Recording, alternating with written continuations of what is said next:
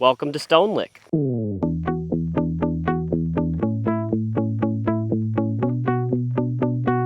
This is just absolutely beautiful.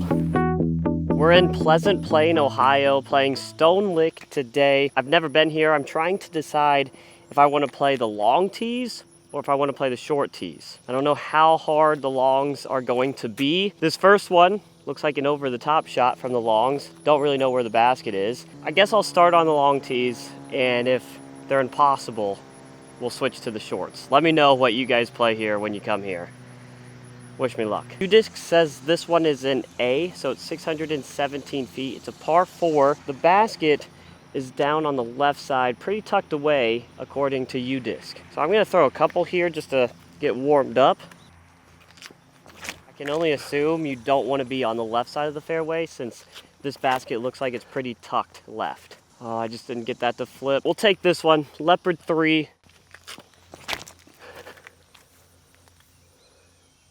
Somehow get lucky. Negative. All right, I don't have a lot of distance, so to go over the top on the first shot out of the car, or third shot out of the car, that's a big ask. If you guys have played this course before, I'd love to know your thoughts about it down in the comments. This basket's actually really tucked in there, and it's very guarded. So from this spot, I'm either gonna have to throw something high, try to get lucky, or just take the par. We're probably looking at par regardless, though. I think that's gonna be really short. Okay, so hole 1, pretty challenging for the birdie. Definitely have to get a lot of distance off the tee.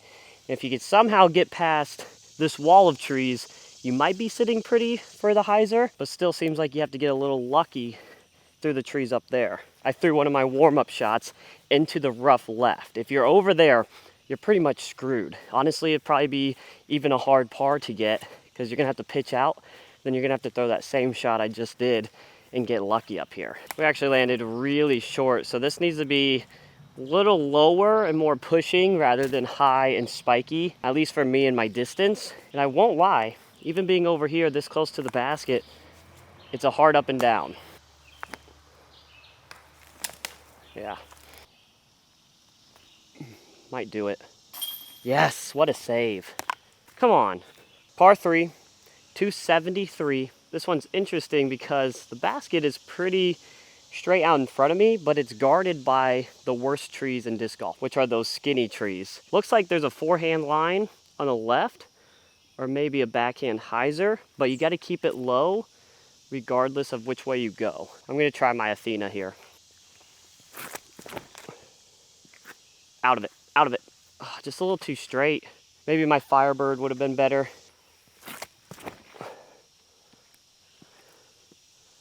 Yeah, that's the shot. I think that's parked. Just a little bit more stability on the end. That stuff on the left comes up pretty quickly. It's really hard for me to get my putt off with these branches in the way, so I might have to just try to forehand this in. Close. I'm not sure what I'm getting myself into because hole 3 is a 700-foot par 5. Looks like it's through the woods.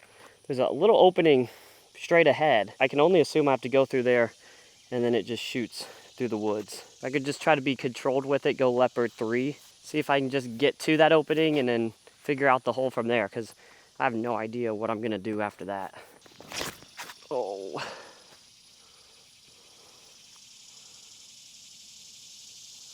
I mean, I love that. UDisc must have this one wrong. It says par 5 on here, but this is definitely more of a par 4, which I believe is what the tee sign said. This also could be a shorter position than what UDisc thinks it's at. This is all you need off the tee. Well, unless you do that. Dang it. Get there. That one's clearly a par 4 to me. UDisc has it as a 5. I'm gonna mark myself down as a 5, which will be par. Hole 4, 320, par 3. Looks like it's just on this right side, so you want to throw a hyzer over the road. This one looks pretty simple as long as you have the distance. I'm going to try and go Valkyrie. Nose up. Dang it. Low key, nose up, and it still might have got there. I am almost positive this person up here is also recording. What's going on here? What's going on here? Well, for you YouTube watchers, you should be getting double content from this course. We'll see if he has a channel. All right, he didn't have a YouTube channel. He was just out here messing around, but he did know who Chasing Chains was. So shout out to Danny. Got his info, and he might be able to show me around later or at another time when I come up here. Because clearly I have no idea what I'm doing. Oh, that was high. Hole 5, 370 through the woods. My favorite. Oh my gosh.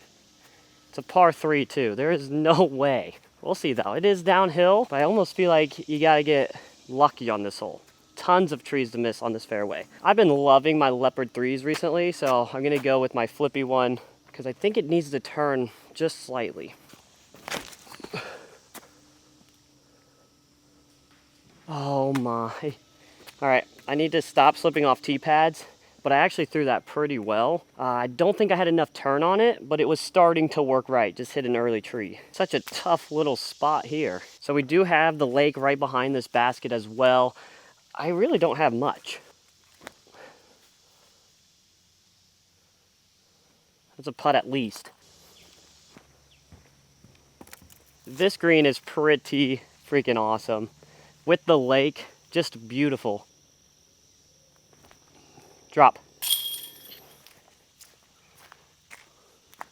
I don't know if people just don't ever play this pad or just got mowed, but this one was pretty dirty. 333, downhill. I like that this is all mowed out at least. Got a clear path. Once again, throwing directly at the lake. I might go see where this basket is because I'm not sure if it's a backhand turnover or if it's a forehand that spikes in there. Oh, it's actually straight ahead. I'm just slightly blind, so I didn't see it, but it's straight ahead. Very guarded at the gap. I think I'm gonna put my Venom out nice and wide and hopefully just let it spike in.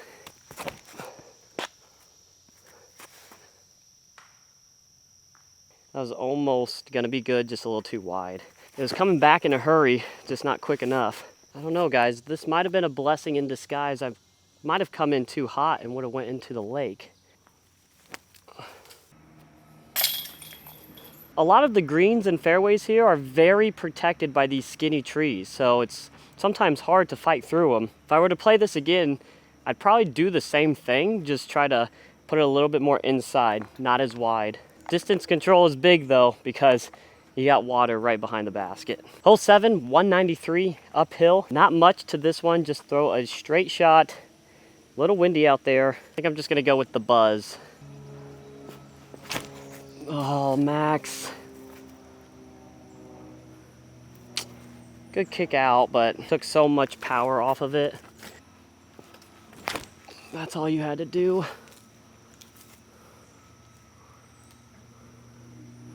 This is not the look that you want on a 200-foot hole.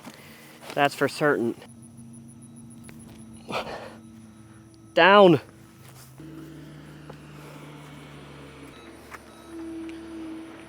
This is a really nice built-up tee pad. I like what they did here. Hole 8, 328.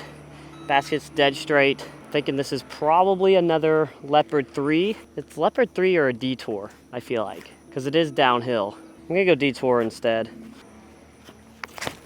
Oh my gosh. Why did you throw it so high? Hit that, please, something.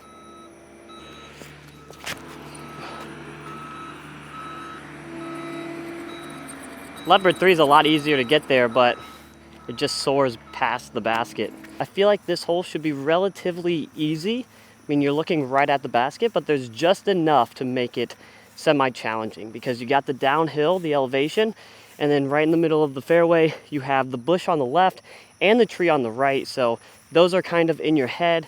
If you go too long, you're gonna be in the thick stuff. So there's definitely elements that even though you're looking right at it, makes it hard. Originally, I was just gonna flick this out of here, but I realized I actually have a putt. We're like pin high. Oh, I have not found my Leopard 3 yet, which I'm kind of scared because that water comes up quicker than I thought. That is not one I want to lose. I want to say that's it right there. Leopard 3. Oh no. Thank goodness I got it back. I was actually pretty scared. I almost buried it, but it made it back home. So on hole 8, don't throw fairway or else you're gonna be in the water. Oh my gosh, I feel like I've been here forever and I haven't played 9 holes yet. Been here an hour and a half. Hole 9, 286. It looks like there's a big old bird left of the basket. Hopefully I don't hit that. I think I have to go like soft forehand with the Athena. I thought about going zone. I just don't know if it gets there. I gotta throw it pretty hard and that would have to be very accurate.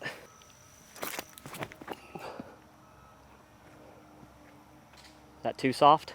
Yes, it is. Scared of going long, man. All right. What?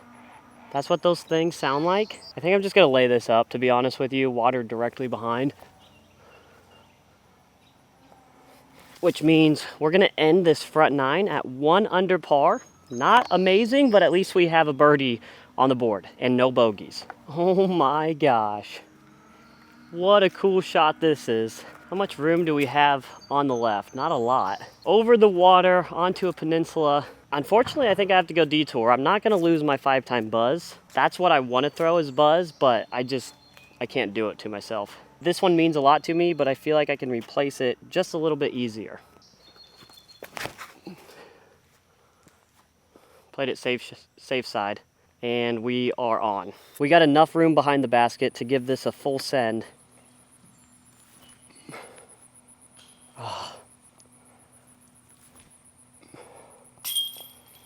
I just can't birdie. Hole 11, 420 feet. They call it a par 4. I think it's just left of this corner. There's a parking lot right, which you can only assume is OB. Just gonna go Zeus here, 420. Not very far for a par 4, if that's what they're calling it. I'm a little nervous that it's gonna be too thick right there if I don't go far enough. So I'm really hoping I threw that far. If you guys are enjoying the content, please consider hitting that like and subscribe button. Like 70 away from 8,000, so I need all of your guys' help. We're so close. This one tricked me a little bit because the basket is actually straight off the tee pad and not left like I thought. So it took me a minute to find this disc, but it should be pretty routine here. Down. For some reason, those have not been routine today. Gosh.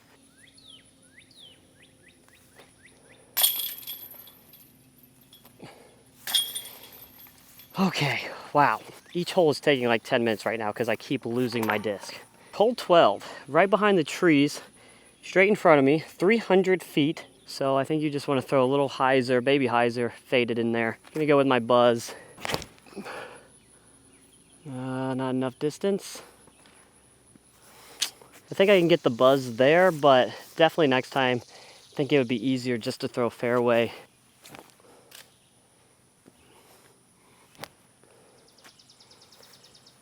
I'm getting frustrated with myself.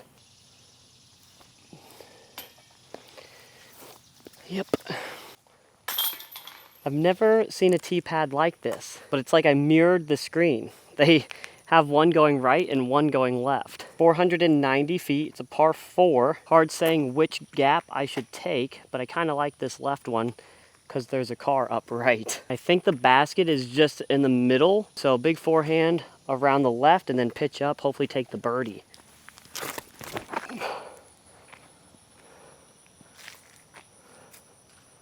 Oh, that's too deep. So for next time, that's the tee pad.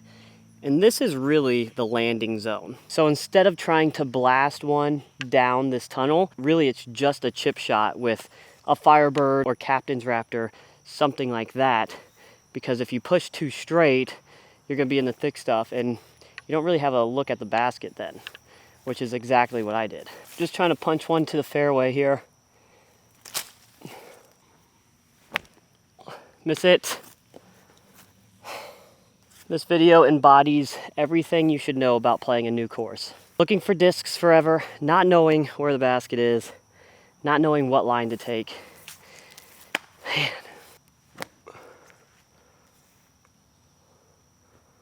All right, that's good. At least you can play bad and still have these fantastic views. That's one good thing about it.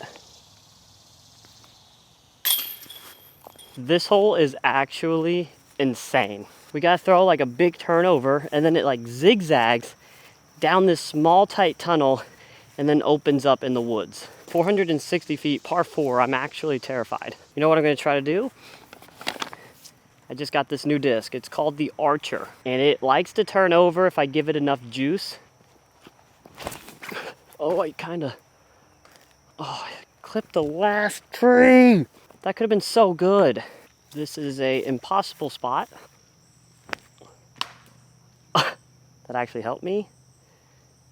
I don't know how I got so lucky, but that is prime position, I think. And this is what I got now. And the basket is on the hill on the right.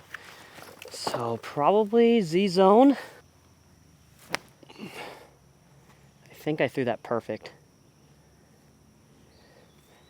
Oh no, it's rolling. Thank goodness it stopped. But guys, what a tough hole this is. It's very cool, especially when you get down here. You got the lake there on the left, another scenic green. But that first part of it, very tough. And I'm trying to save my par, I think. Nope. Is that 3 bogeys in a row? I think it might be. Hole 15, 348. Straight ahead, low ceiling. The problem is you have a drop off on the left. So that's intimidating. I'm gonna see if I can get my Athena all the way down there. I'd rather end right, that way I don't have to go hiking down a cliff. Down. Okay. I don't know how thick it is over there, but mission accomplished. We're down there and we landed right. If I didn't just see that, I would have been looking for like 20 minutes. Oh, that's please gotta sit.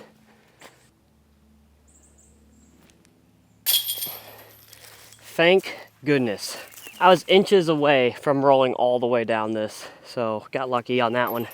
Caught a break. 16, 325. They have a Mando on this big tree left of it. I don't really know the shot.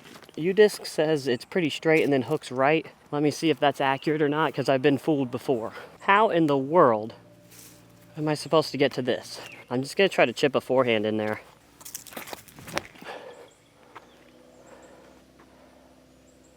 This is a really good shot with a zone. So maybe it's like a forehand that flips up and then gets down here. Anything too overstable, you're definitely gonna land right. Either that or a backhand turnover. Let me know what you guys throw.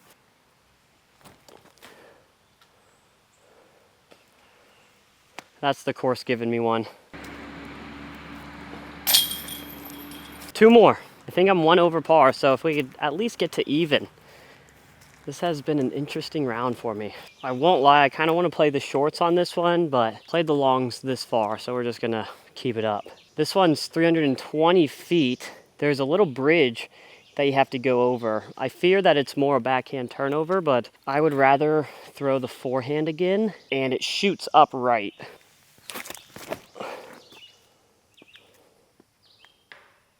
Oh, I don't know if that made it across. I definitely feel like the course has been feeling bad for me because it has given me some very fortunate breaks on the past couple. All right, we have made it to 18 and I'm looking at it like, wow, what a gap you have to hit off the tee. 444 feet, par 4. I remember seeing the basket when we started. It's at least out in the open, but this first shot is the scary one. Oh, that's pure.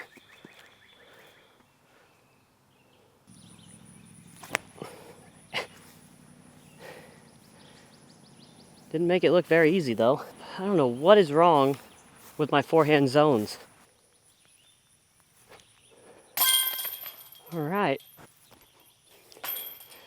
Good thing the second one doesn't matter. We're in for birdie. Let's go back to the car and talk about what I just went through. I'm glad we ended on a birdie because that got us back to even par.